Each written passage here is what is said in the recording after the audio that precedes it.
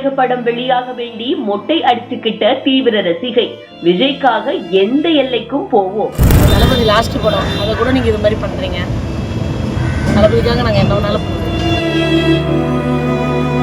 சென்னை அனகாபுத்தூர் பகுதியை சேர்ந்தவங்க தான் ஐஸ்வர்யா மதன். சின்ன வயசுல இருந்து விஜயோட தீவிர ரசிகையா. வலது கையில கூட விஜயோட புகைப்படத்தை டாட்டோவா வரைஞ்சிருக்காங்க. விஜய் மக்கள் இயக்கம் தமிழக வெற்றி கழகமா மாறினதுக்கு அப்புறமா செங்கல்பட்டு வடக்கு மாவட்ட அணியில சேர்ந்து கட்சி பணியில ஈடுபட்டு வர்றாங்க. தீவிர கட்சி பணியில ஈடுபட்டு வந்த அவங்க விஜயோட ஜனநாயகம் படம் வெளியாவதற்கு தொடர்ந்து சிக்கல் நீடித்து வர்றதுனால அனகாபுத்தூர் பகுதியில இருக்கிற அருள்மிகு ஸ்ரீ அயோத்தி அம்மன் ஆலயத்துல சீக்கிரமா படம் வெளியாகணும்னு சொல்லி நேர்த்தி கடனா மொட்டை அடிச்சுக்கிட்டாங்க.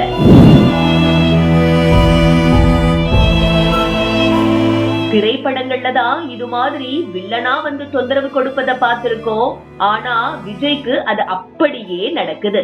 ஜனநாயகம் படம் விரைவில் வெளியாகணும்னு சொல்லி ஐஸ்வர்யா மதன் மொட்டை அடிச்சுக்கிட்டதுதான் இப்போ ஹைலைட்டா பேசப்படுது. ஆனா நான் ஒரு 8 வருஷமா 9 வருஷமா 10 வருஷமா இருக்கேண்ணா. ஒவ்வொன்னா சொல்ல போனா 10 வருஷமா இருக்கேன். தளபதியை பிடிக்காத ஆள் யாருன்னா இருப்பாங்களாண்ணா? தளபதி எங்களை உயிர் மூச்சுனா. அப்ப சின்ன வயசுல இருந்தே தளபதி ரசிகர் தான். தளபதியை பிடிக்காதாலே யாருமே இருக்க மாட்டாங்க. எங்க தளபதி தான் உயிரே. ஜன படத்துக்கோசம் எங்களால என்ன பண்ண முடியுமோ நாங்க அதை தான் பண்ணியிருக்கோம்.